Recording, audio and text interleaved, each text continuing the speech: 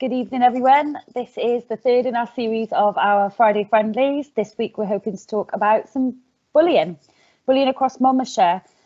So today, thank you for joining us. I want to say that we encourage this to be like a question and answers kind of interactive session, and we want people to write into us any questions that they've got or anything that we ask in a bit, like join in. If you are experiencing any problems with your screen, then we would just like to encourage you to pause it and let it buffer for a bit. And if you leave it for about 10 seconds, if that should do the trick. If that doesn't work, we encourage you to write some questions in the chat, because the live stream will continue, and we can answer your questions, and then you can watch it back at a later date if you can't see it. If anything in the chat today affects you, or you feel that you would like to speak to somebody, we've got youth workers on hand to be able to talk to you and support you in that respect. And yeah, I think I'm going to introduce you to who's coming on today. So my name's Jade. I work for the participation in Monmouthshire, the Youth Council, and we've decided to do bullying this week because it's something that's been coming up quite a lot. I know that online safety was an issue this week in terms of what's the word? Internet Safety Day was Tuesday. That's what I'm trying to say. And yeah, so we decided to do bullying this week. We know that it's still an issue in Monmouthshire, and we just want to address that really. I'm invited on the chat with us today, Abigail Cook, who is my colleague and helps me run the Youth Council, and my colleague Alan Burkitt. Would you like to introduce yourself, Alan?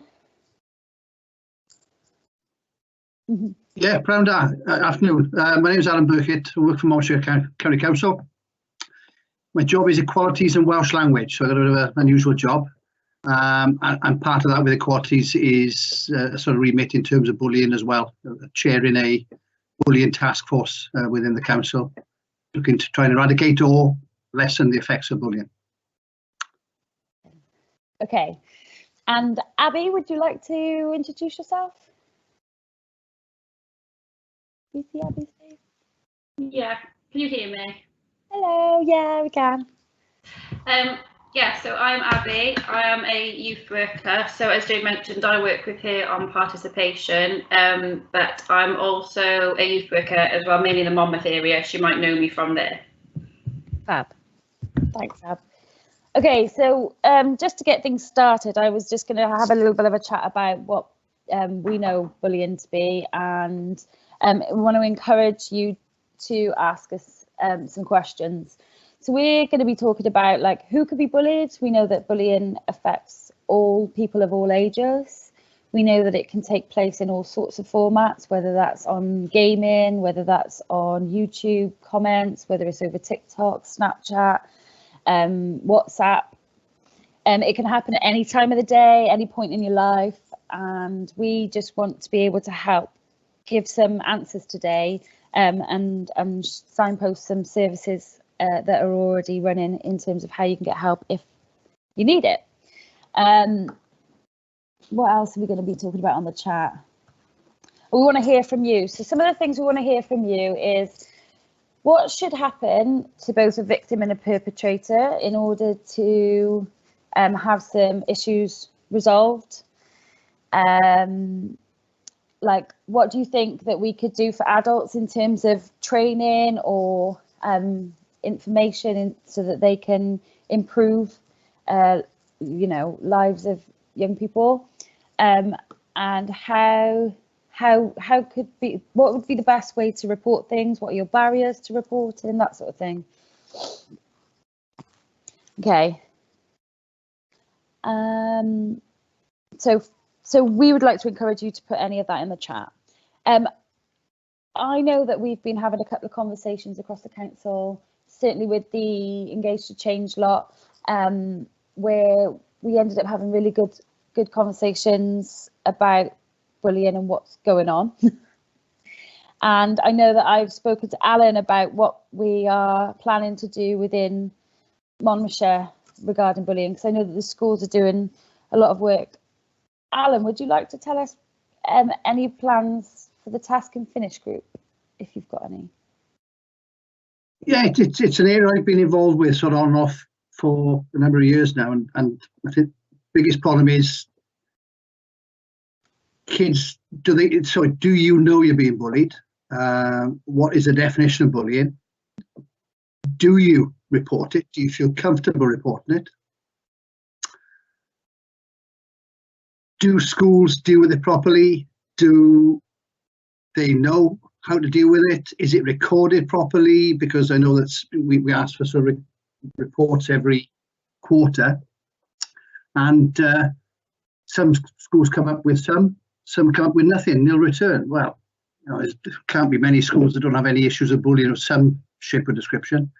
So we're working to try and get a consistent system across the whole of the county, be it at secondary or at primary level, whereby you will feel comfortable, and we've got a system whereby you can be comfortable to report it, and that the people dealing with it know how to deal with it. Now, that's not going to happen overnight.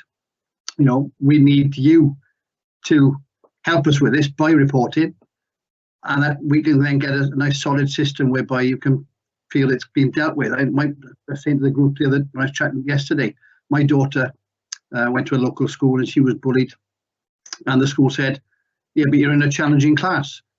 Well, challenging class or not a challenging class, it was never dealt with, and she left that school with very bad memories, went to Killeen Comp and was never bullied from then on, because any issues were dealt with, and she was much more happy. And it can make you very unhappy when someone's having a pop at you for no reason. You can't understand why. And these days, I think it's even worse because there's so many ways of doing it. It's not just face to face or behind your back. It's on all the social media channels. Definitely. So that's what we're looking to do. And it won't happen overnight, but we need your help to do it, really. Definitely. And I think we have got quite a number of young people who want to engage in this kind of conversation. So we kind of need to find out the best ways possible in terms of capturing what they're thinking and feeling. I mean, I know that bullying has come up quite a number of times on our Make Your Mark ballot, which we sent out to the schools. So for those of you who don't know, Make Your Mark is a ballot paper with 10 different priorities on. But one of the things that we ask young people to do underneath is write their own issues. So there'll be 10 issues for Monmouthshire, but if there's any that are missing, then we ask people to write their own. And I know that 12 young people said that bullying was an issue. Now, that opportunity to write it is usually your top issue. So if 12 people in Monmouthshire are saying that bullying is like seriously a problem, then I think, you know, we've got a problem that we do need to look into, and we do need to find ways to help. So we have got ways in which we can help so far, and I think it'd be cool if we could talk about a couple of these ways. So I know that there is different types of bullying. So you've got criminal bullying, you've got hate crime, you've got verbal, physical, psychological, and there are lots of different ways in which you can seek help. Initially, we would encourage people to seek help through parents, trusted adults, youth workers, teachers, that sort of thing. And then there's other ways, like I know that there seems to be a bit of an issue with bullying online. So you're thinking, right, this is not a local issue. I'm wondering how I can get help with that. And you've got things then online such as Fearless for hate crime. Bullies Out is good for looking at resources in terms of supporting yourself. You Think You Know is another website. CEOP. Ditch the Label. I know that Ditch the Label kind of challenged social media sites. So you've got like comments on Twitter and TikTok, and I don't know, what's the one where you game in? Is it Twitch? And they take on like all sorts of types of bullying that's going on. I think you send it in, but they don't tend to take on the harassment and criminal types. So when you start talking about the harassment and criminal types, that's when you're looking at the police getting involved, schools and courts. So yeah, does anybody else know of any other ways in which we could get support? Alan? There's a question come up about what can I do if I'm being bullied and it's not stopped after reporting it. That's a difficult one, isn't it? Because you would hope that if you reported it, it will be dealt with. But life is life, isn't it? It's not always that easy to do that. I think if you're strong enough, you've got to be persistent and go back and say, look, things haven't improved, and you've got to challenge it. Now, it's easy for me to say because I'm not in that position where I've been bullied. But I think the older you get a bit more confident to do it, perhaps. If you're a little bit younger, you think, well, I've said my bit and I don't really want to take it any further. But I think you know, if we're ever going to readdress these sort of issues, you know, be strong and go back and say, look, this hasn't happened, this hasn't worked. And then possibly it's a case then of the school escalates it then to another body. It could be an intermediary, it could be one of the officers in the council then actually come in and mediate and assist. Because to be fair, it may be that they haven't got the skill, you know, they should have the skills in the school, but it could be an issue that is very difficult to deal with. And the more experience they get, perhaps working with partners, it can be solved. But it's a really good question because, yeah, it doesn't always solve it. That's the sad reality. Definitely. I think as well, reporting it to an alternative adult, if you don't feel like it's been addressed, you don't feel like it's been dealt with the school maybe, then you go to a teacher or then you go to a different teacher or a parent. I've always encouraged as well recording it. So whether it's like in an email format or a text format, or like one of the ways in which I've think that people could report it is writing it down. You know, you've got that proof of, you know, saying I've addressed this, I've tried to get help, you know, and you can start keeping a log of it, you know, so that people can take more action. Yeah. Okay. What do we think that the barriers are to reporting it? We'd like to encourage people to put in the chat now as well, if you'd like to answer what kind of barriers you would have to reporting. No, I'm saying in the chat, there's nobody. So kind of barriers that we've heard of in the past about reporting is that, you know, not teachers, that's not fair to pick on them all the time, is that whoever is reported to seems to go in and try and deal with the issue, but then it makes it worse. How do you think we could stop that from happening? How can we prevent that? Any ideas?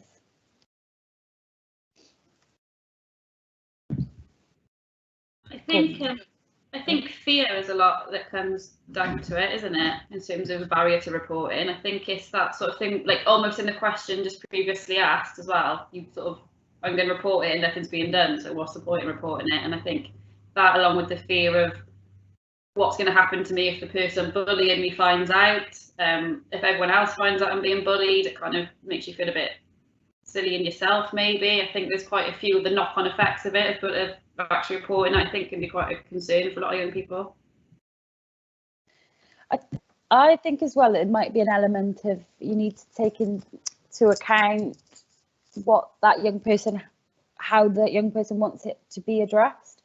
So I know that, you know, some young people have told me in the past that they maybe wanted to report it so that they could say that this young person's doing this or keep a record of it, but they might not necessarily want full-blown restorative action on it. And so I think an element of listening to what that young person wants as a result of that bullying might be an idea. I know that, you know, we have it difficult then if we are really concerned for that individual and we've got to pass it on further, like a hate crime or something. And I don't know, I'm thinking that we could come up with some sort of like anonymous reporting that could potentially encourage young people to explain to us the different types of bullying. I know that on Monday's meeting, we had a fantastic conversation with our our group, and they were telling us about lots of different things that I've never even heard of before. So like on Snapchat, they were doing this sort of rate me kind of things where they'd send out a picture of somebody in their year group, and then everybody'd have to come back with like comments of whether like they liked this person or they didn't, or their worst feature. And I think there's a lot of little games and things going on like that that we don't know about, and I think it would be good if people spoke up about them more, about what's going on, whether it's like, you know, sharing photos of people, because I know that some of these year groups have WhatsApp chats or Snapchats that are like hundreds of young people in it. So, you know, when they're being picked on, it's in mass by a lot of people, you know. Was there anything else in particular that was brought up on Monday's meeting that I've forgotten about on the spot?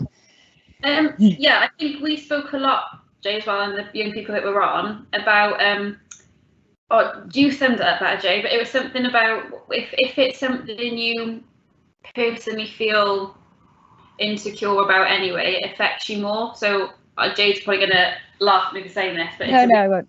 It's the really good, it's the example you use, Jade, but I don't want to like out you here, but it was really good in bringing it back to something really simple for us to understand. But it was, if someone like spoke to Jade and was like, well, you've got really short hair, she's like, well, I don't, so that's not going to offend me. But if it's something that you in yourself feel insecure about, which I think a lot of it sort of goes hand in hand with our internet and media usage nowadays, that we are constantly comparing ourselves to other people, it almost makes it a little bit easier to chip away at people. And I think young people now have a lot more insecurities towards certain items and topics and things. And I think if they're getting brought up, that's sort of what affects you more. Whereas if you're quite confident in yourself, it's not nice to hear, but if you're quite confident that like, well, actually, no, I don't have short hair, so that's not going to offend me, it makes it a lot easier to deal with.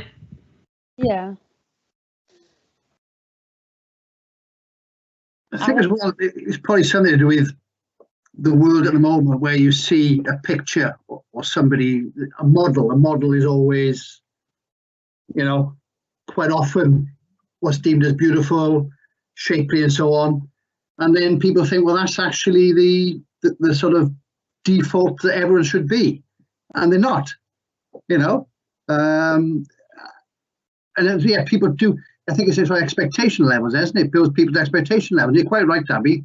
You know, people say, well, you know, a little bit, you know, your hair's a bit short or this, that, and they pick on a physical feature. It's quite an easy way of getting a bit of a laugh as well, isn't it? But actually, you've got to think about how that may impact on the person. You know, I've been guilty of it in the past. It's you try to get a bit of a laugh, but then you don't think about the impact you're having on that particular person. And they sort of laugh it off because either they're used to it, they think, you know, I'm not going to show I'm upset. It's a difficult, isn't it? Because everyone is different. That's the thing, isn't it? Some people laugh it off, they think, well, don't bother me. For other people, they don't show that it bothers them, but actually it does. I think it comes down to if somebody's taken offence by it, then it's not okay. So sometimes in the first instance, if you say to that person, like, I don't like that, or I don't like being called that, or I don't like you bringing that up, then it's a one-off incident, isn't it? But then the definition of bullying says that it's like repetitive, and I don't want to get it wrong now, but I don't know, I think there could be like a plan or something ahead of like building resilience in people and understanding like the differences between playful banter and bullying. Then there's like the lack of tolerance. If so we kind of need to set a precedent that it's not okay to tolerate anything, that if somebody's unhappy or not enjoying that kind of joking around. And then like a good way of keeping track of things so that, you know, nobody goes for long periods of time where they're feeling picked on, basically. I don't know. I think that's something, there's lots of different things that we've like got that we can take back to the wellbeing group in terms of moving forward. I think I'd like to encourage people who are watching to make suggestions about what we could talk about in the wellbeing group, make suggestions on how we could improve services, make suggestions on if there's anything you want to know I'll just take that moment to encourage you to put in the chat. I think that, Jade, you hit upon a reporting system, anonymous reporting system. Yeah. Yeah, I agree with you.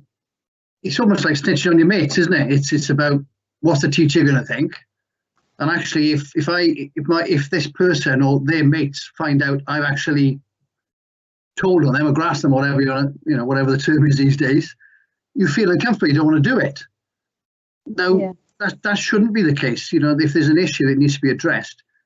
I bet the question, could it be that there is a form, like an online form, you could fill that in? Yeah.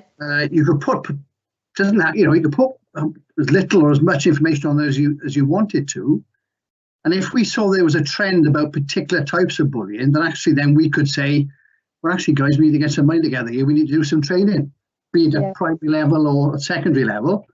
And that's, I think, what our group is looking to do, is say, well, if we can establish that there's an issue a particular age or particular type of bullying, then you can get some professional help in to deal with that, and perhaps we could roll that out across.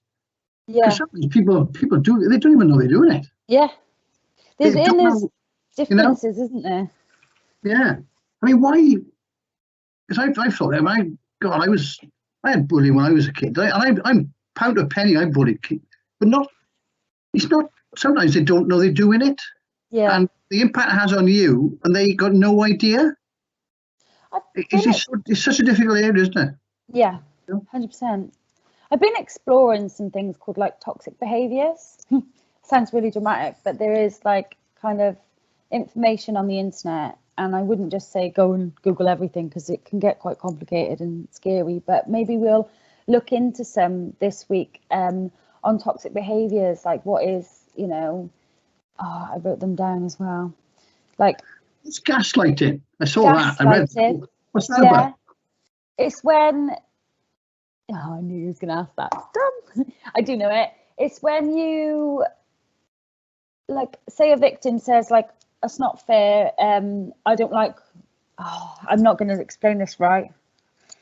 Probably test it, Jade. Yeah, please.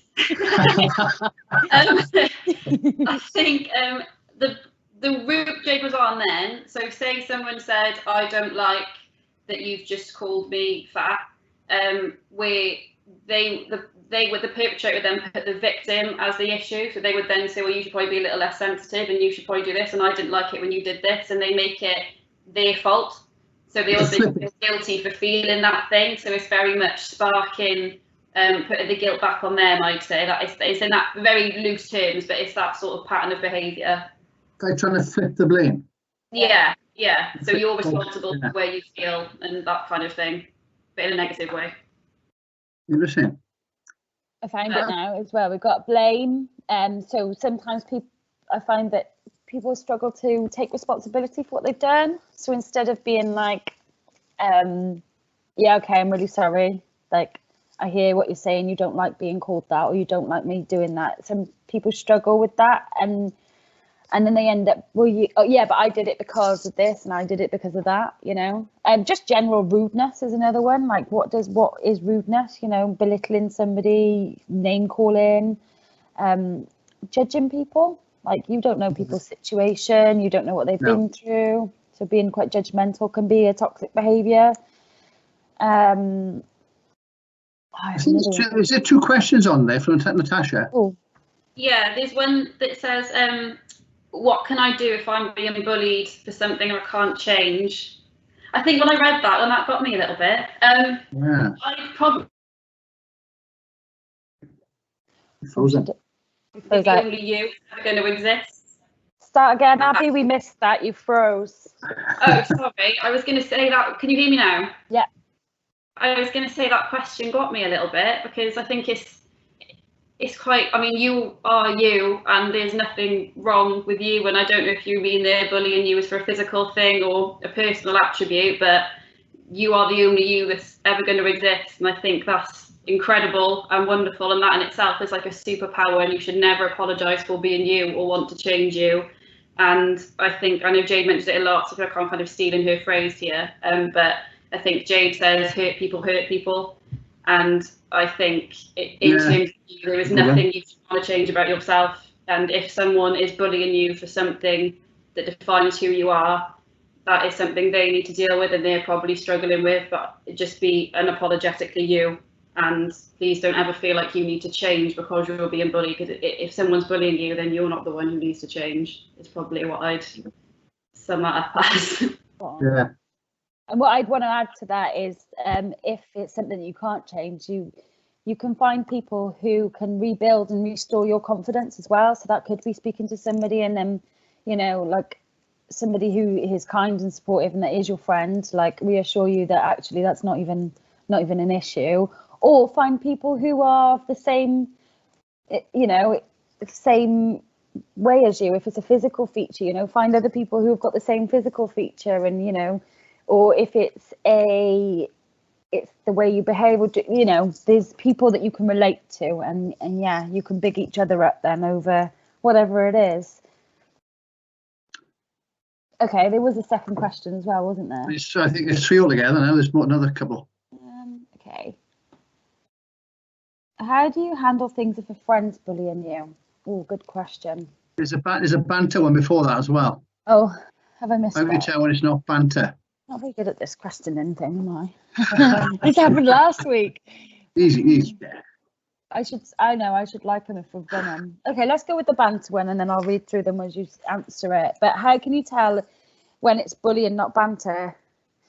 Well, we've addressed this a little bit on our social media this week, actually. We were asking the differences between bullying and banter, haven't we?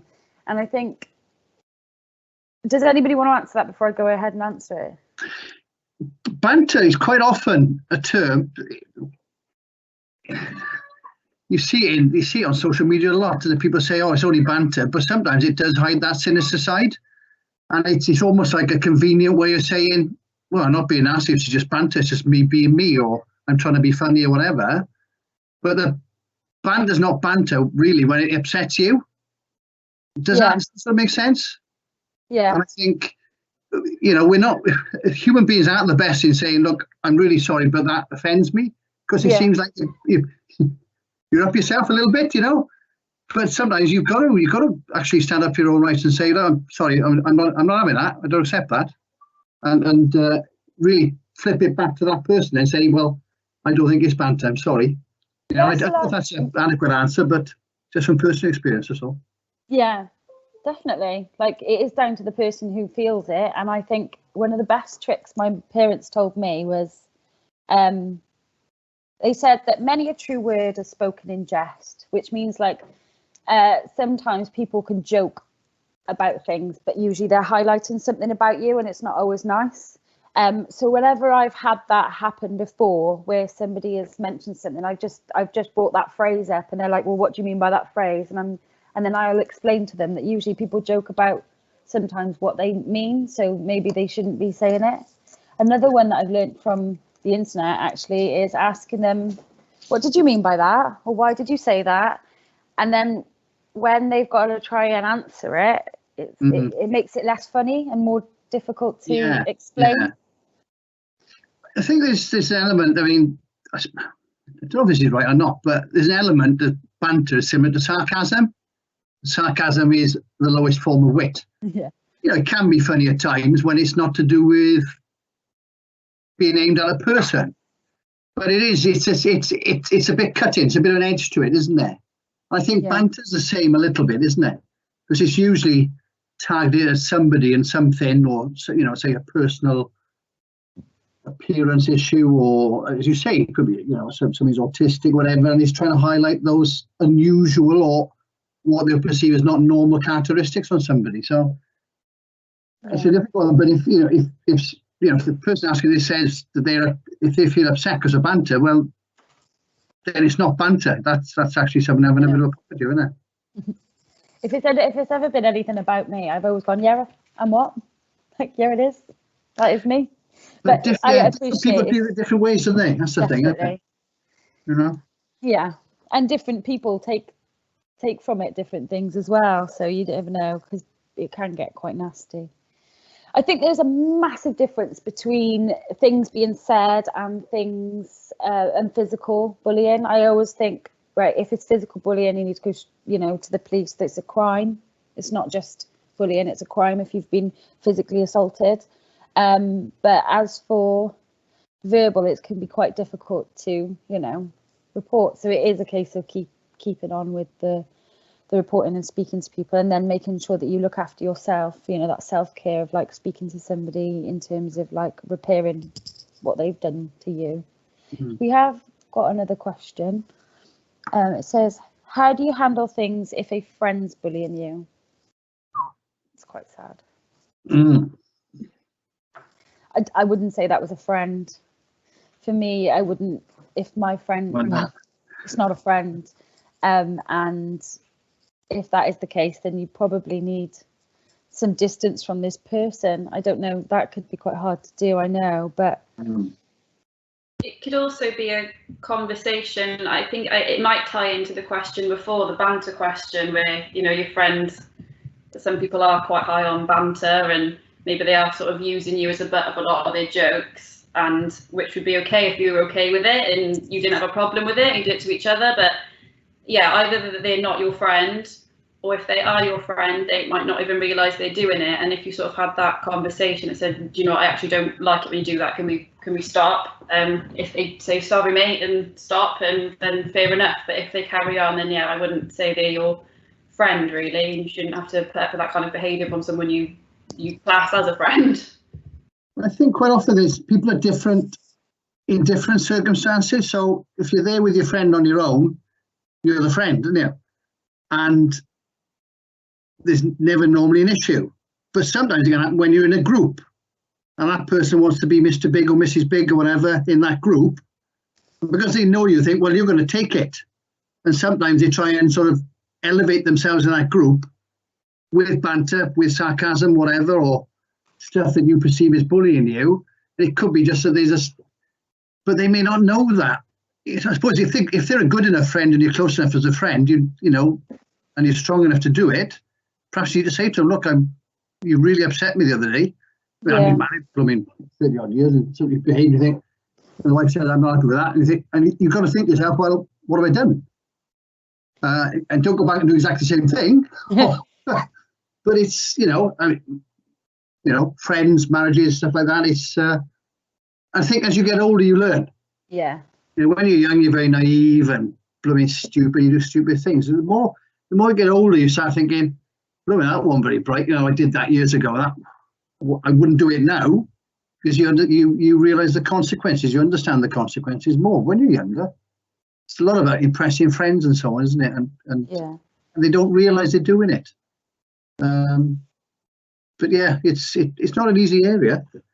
There is a fantastic video on YouTube. It's called How to Beat a Bully, and a few times I've shown this around to different people. And it talks about the power and control over two individuals. So it's usually like a dominance thing, that you're both competing for that, alpha male sort of vibe, or I don't know what the female equivalent is, but there's that that back and forth about being top dog. Yeah. And actually sometimes not engaging does work. And I used to hate that phrase, when I'd be like, well, I'm being picked on, and she'd be like, well, just stay away from him. But I do think there's something in it in terms of, if you don't give them the reaction, if you don't give them that attention, it's really hard to argue with somebody who's just not arguing back. So I would strongly recommend How to Beat a Bully on YouTube, and it's called. I follow social media quite a lot. I tend to post when I see something that annoys me. And some things annoy me is that some people just post stuff because they want airtime. I mean, I see Nigel Farage, he's in the press all the time. The bloke in my opinion, is a waste of space. But for some reason, he gets airtime because he divides opinion, and because he sells papers and people read about him. But the way to starve a bloke with that sort of personality is just don't give him any oxygen, because that's what you want. Katie Hopkins, some of the things she says are borderline racist, homophobic, but people keep giving her that airtime because she creates conversation. If everyone ignored those sort of people, they'd have to rethink their tack. No, that's my opinion on it. Fair enough. Yeah, it's true. Yeah, the more fuel they've got to work with, the easier it is for them.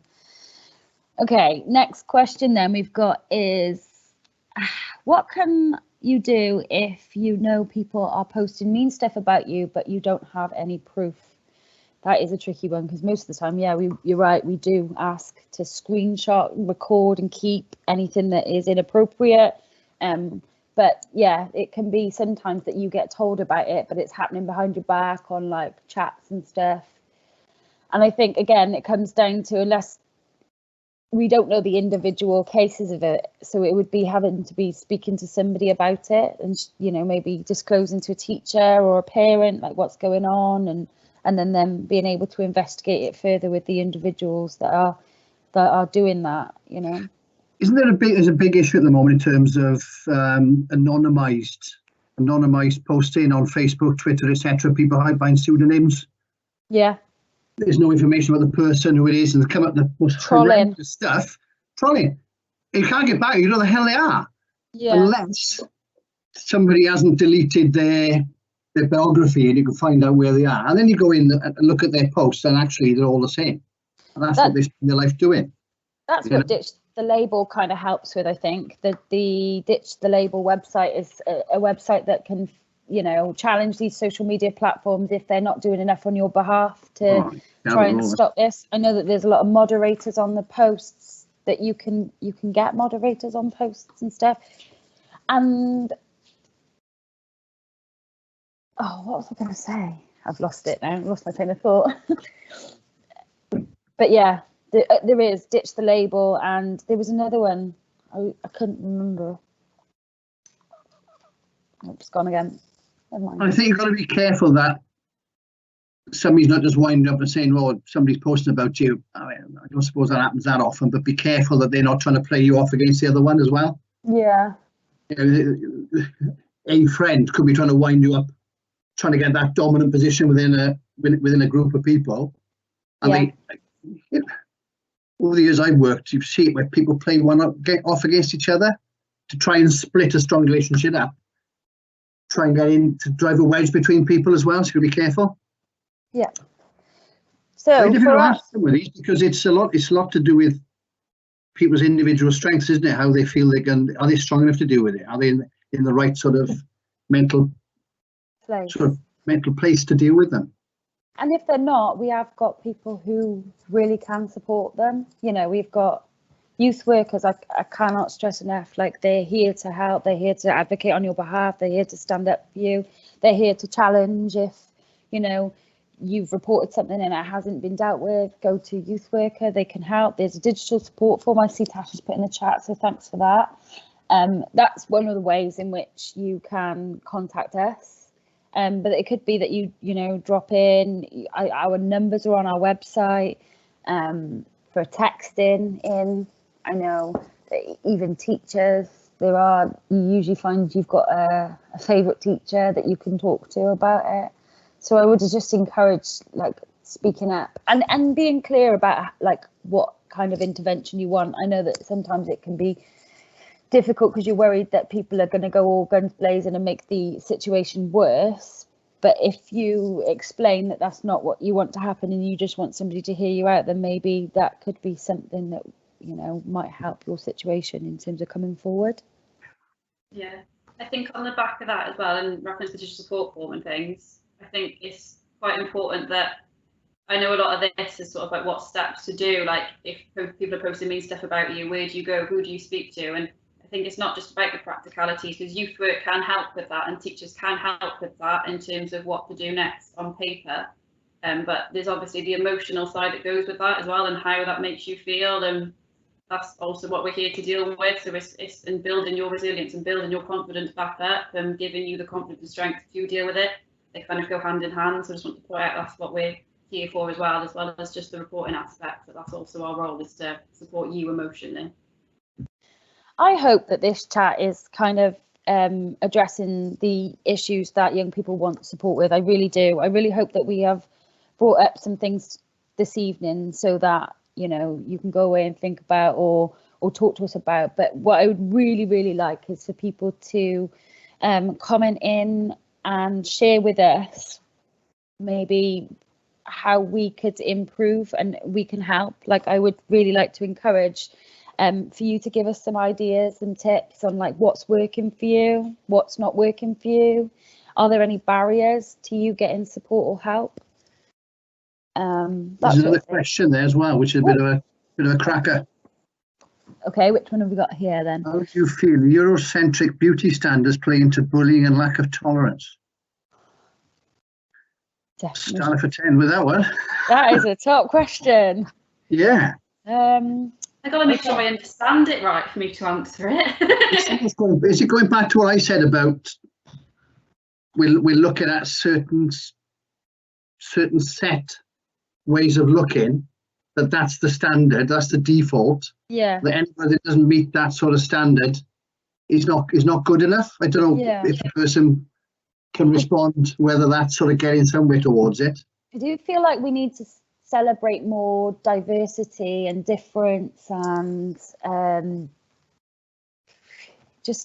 like we're all, every single human being on this planet is different, and like I don't know why we point out our differences and pick on people because of that. You know, it should be celebrated, our uniqueness. The one thing I think is, and I think racism, I can never get my head around racism, is that the same as all, people, different race, different gender, different sexual orientation, all the protected characteristics and race in terms of just the colour of a person, and why they suffer discrimination because they've got different colour skin to other people.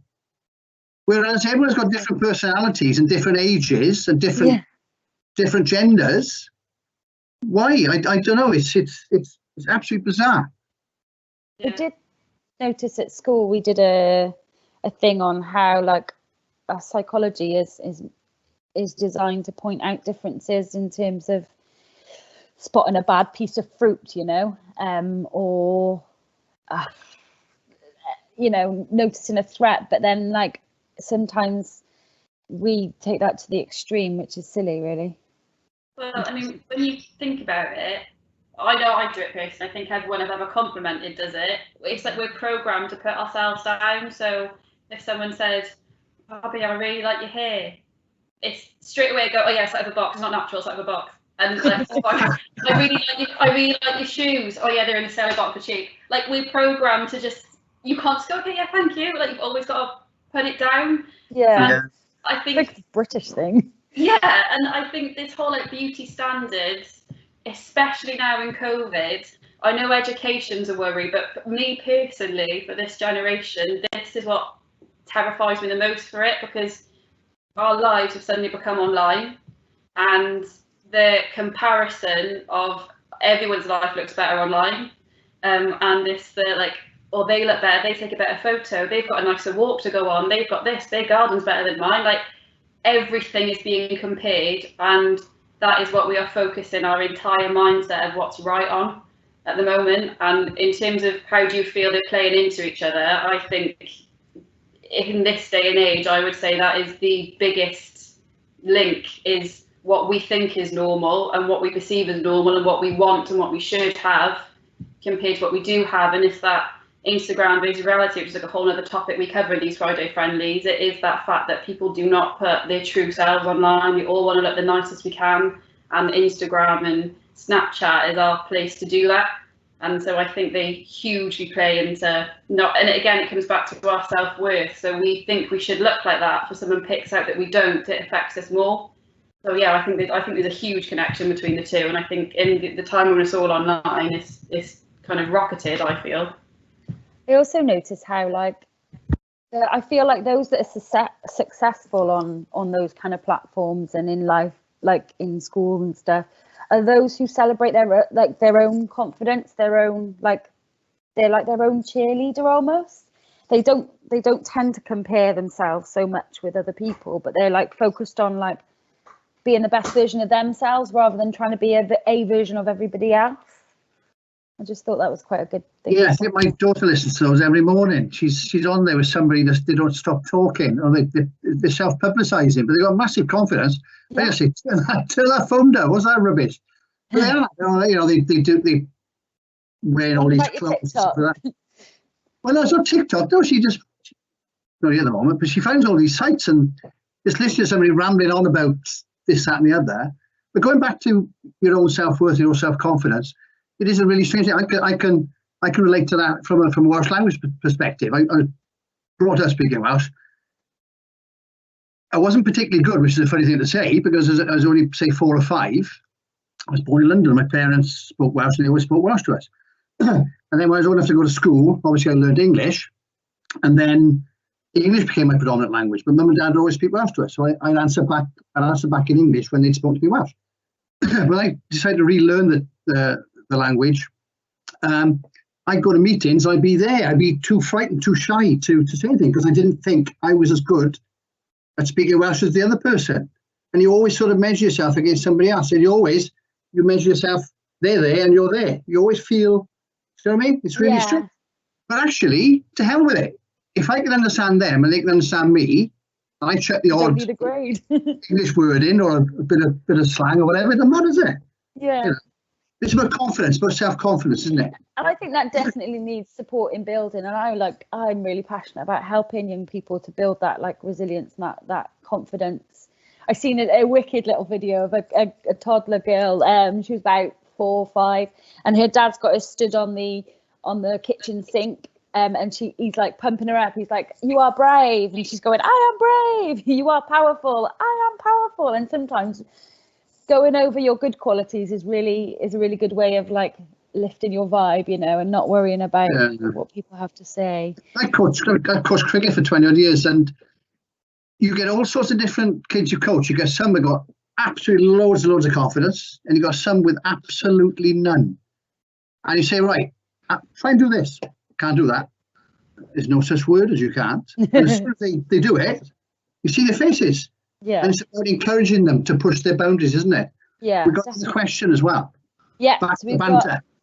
How do we set boundaries in regards to banter? I think it's about being clear. Highlighting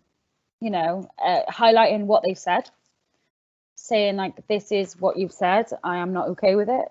And in future I don't want that to happen, and then if that gets challenged, then you can be like, well, now you're not listening to me, so the listening is a problem. Is this the boundaries in terms of 2 people interacting? Yeah. Or would this involve a school as well, trying to set any boundaries? I don't know if that's possible, whether it happens.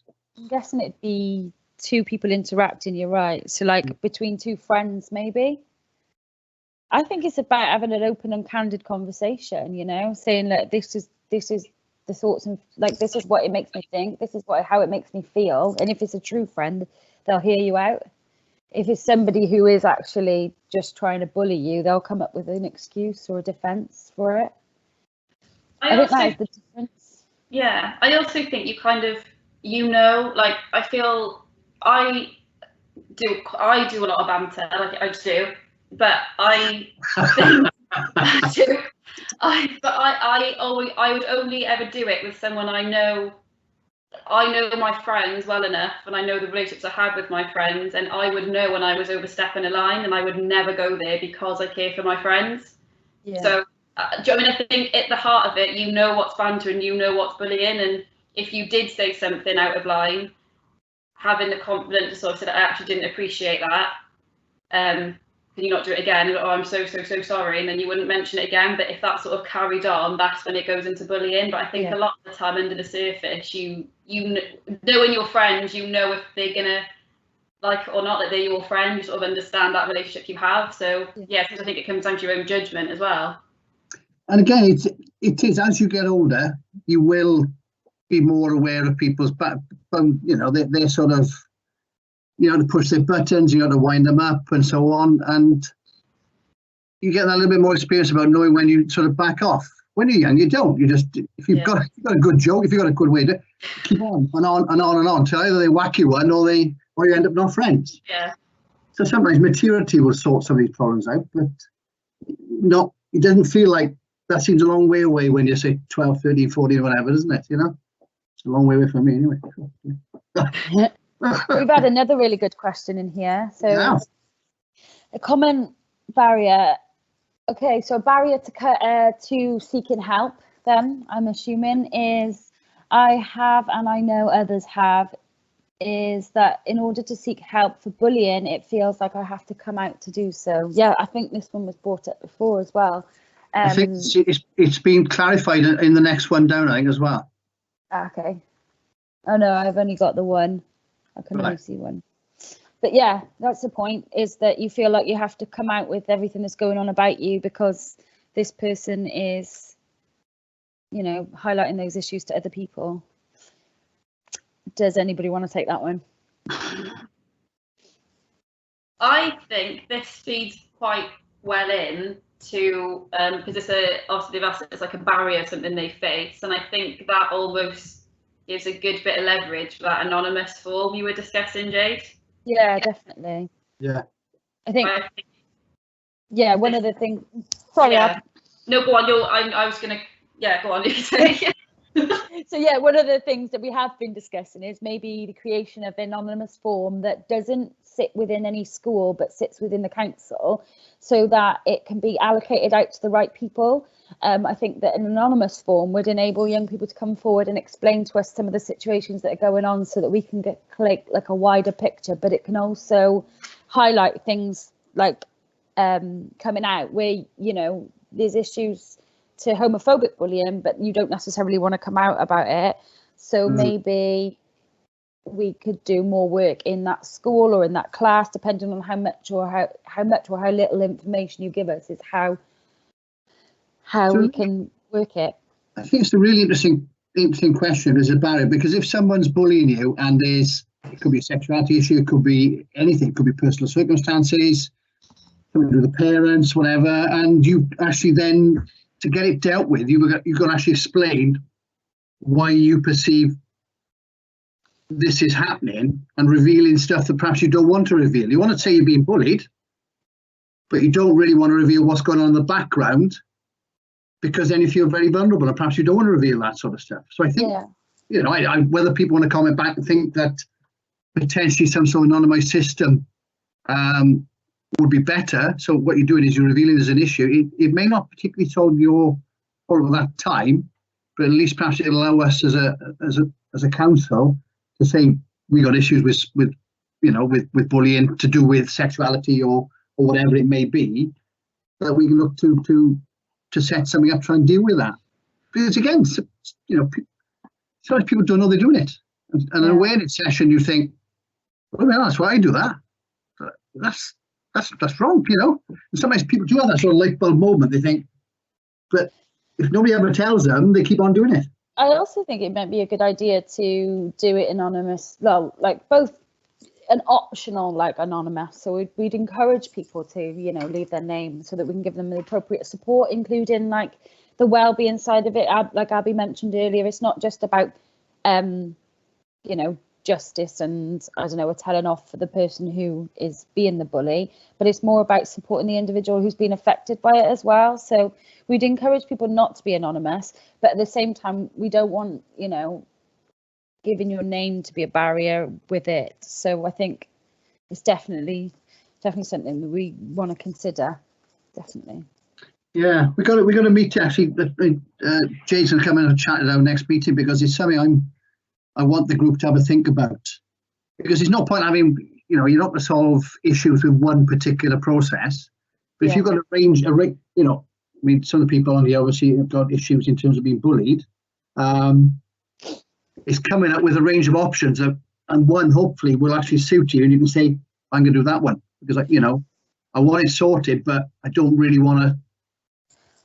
And on the flip side, you might the school or whatever, you know. Yeah. On the flip side, you might not be the only person being bullied by that individual, and you could end up highlighting that there's a specific person doing this bullying, and they're doing it to a number of people, if a few people recorded in. I'll give you one really quick example. So I used to work in a couple of minutes left. We got really quick. I think it's a really powerful one.